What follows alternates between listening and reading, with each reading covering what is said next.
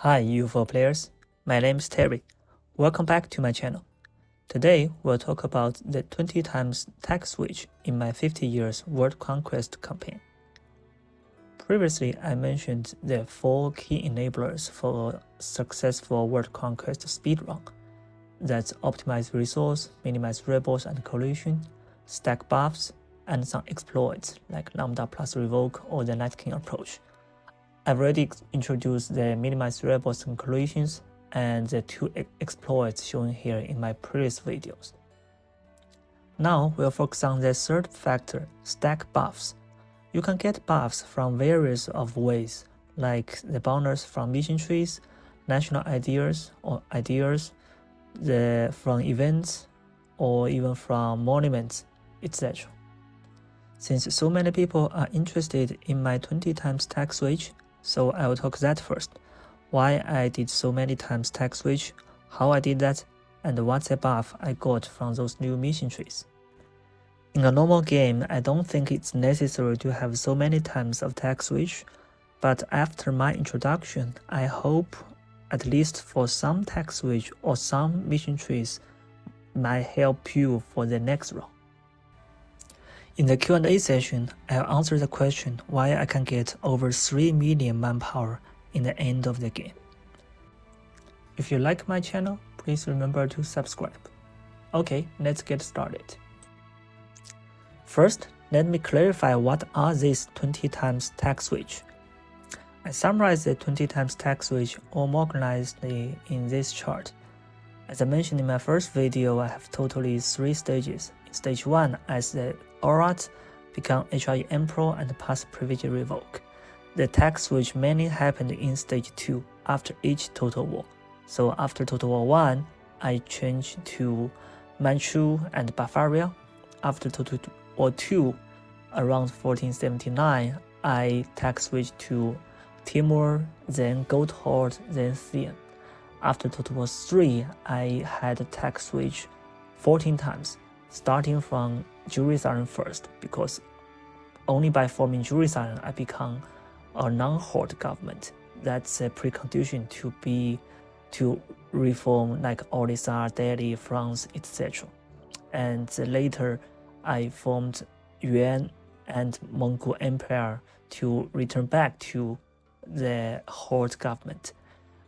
In the end, I reformed HRE to get World Conquest. So HRE is my last and the 20th tech switch. Only the last 3 tags, the Yuan, Mongol Empire, and HRE are endgame tags. The previous 18 tags are not endgame tags. That's why I can keep tag switch. I only changed national ideas twice, from original Oirat to Gold Horde, then later to Yuan's idea. So besides the purpose to get better national ideas, change to non-horde government and back to horde government, or the last step, reform HRE to integrate all HRE members, or the other tech switch purpose is just to get their new mission trees to get more buffs.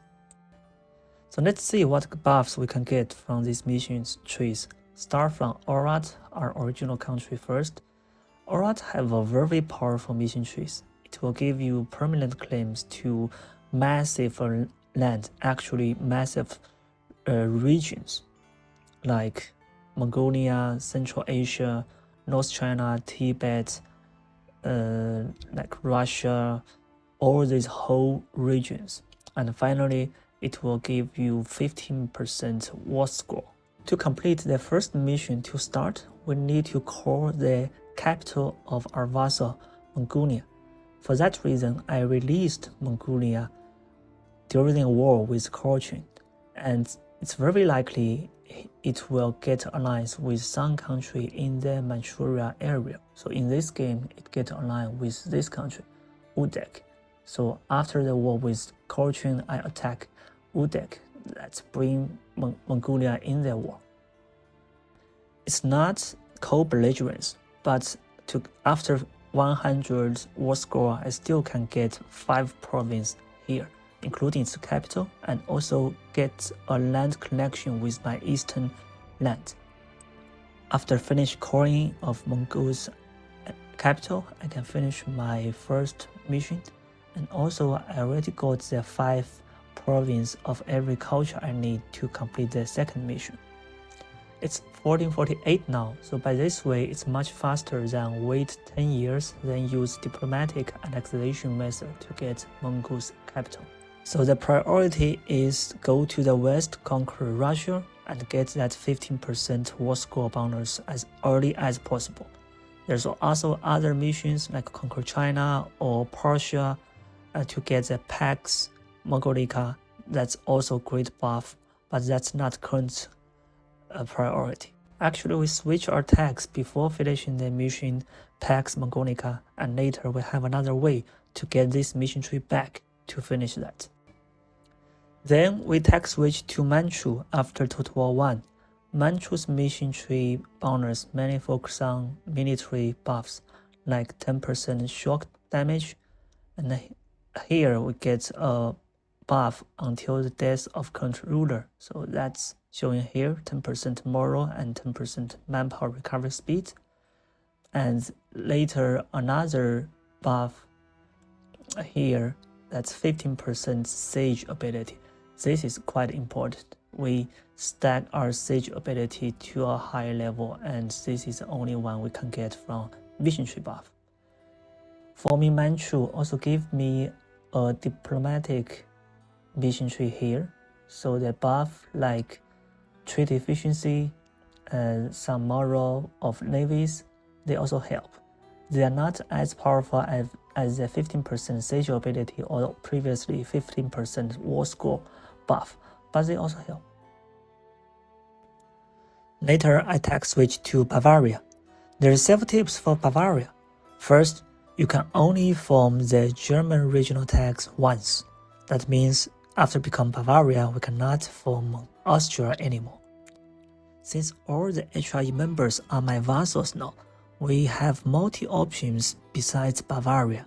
We can also choose Pomerania or Franconia.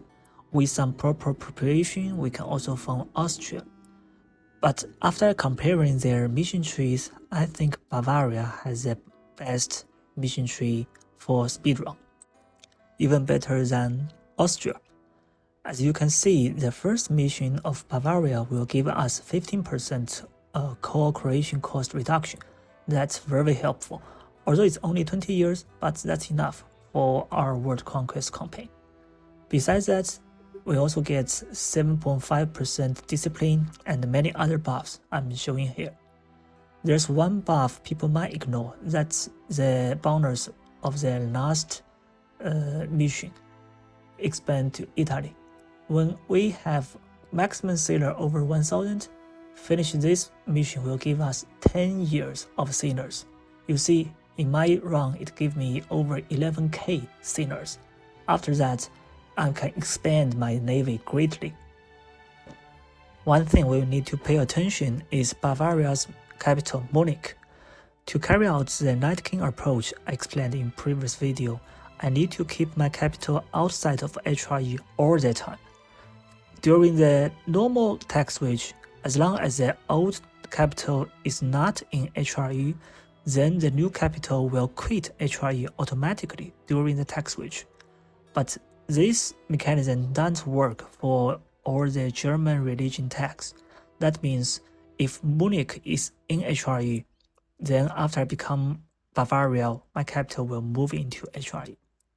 So I need to get Munich first, make it join trade company to leave HRE, then form Bavaria. There's multi ways to get Munich. In my run, I'm quite lucky. You see from the province history, another country, Augsburg, conquered this province in the war with Munich. So the country Munich moved his capital to another province. Then, as my vassal, I can seize the Munich province back and make it quit HRE. In most cases, the province Munich will be the capital, so I cannot simply get it. In that way, I'll insult Munich, make sure this country will not agree the privilege revoke. Then it will quit HRE and I can conquer it or vassalize it later. a short summary so far. Just by 2 tech switch and from the first 3 mission trees, Oirat, Manchu, and Bavaria, I've accumulated some important buffs like 15% war score and 15% co-creation reduction from mission trees, and of course many other battle buffs like discipline, moral, short damage, etc. When forming Bavaria, you need to pay special attention to make sure the capital Munich is not in HRU. I'll pause it here and continue for the 20 tech switch explanation in my next video. Okay, Q&A session. Some people is asking why I have so high manpower, especially at the end. It's over 3 million in 1495. Is there any exploit for the manpower? The answer is no, there's no exploit. I just get that from the slackened recruitment standard. Basically, you trade 5 general or 5 professionalism to 2 years human resource. As an example, here is after total was 3, we just conquered so many new land. By raising them, I will get a lot of military points. And so currently I have over 10k development. We do the slacken before releasing the vassals. So every time the slacken will get 166k manpowers. So it's very simple to get over 3 million just by a few stacks slacken there. Why I need so many manpower? Because I want to accelerate the monument construction. If I want a monument built in 3 days, or use their manpower to accelerate, I need over 180k. That means for 6 monuments built, I need over 1 million manpower there. But here I found a bug there.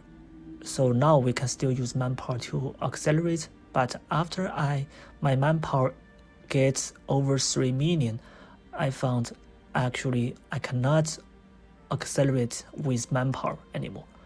I can still do that accelerate with money, but cannot be manpower. It shows I don't have enough manpower. I think there's some overflow here. That's why finally I still have over 3 million manpower. And also after I realized that for all the new military points, I don't treat professionalism anymore. I keep 100% professionalism and use the new military points to artillery barrage in the stage 3 to accelerate the sieges. Okay, that's all for today's content. If you like my video, please subscribe, like and share. Okay, that's all. Thank you.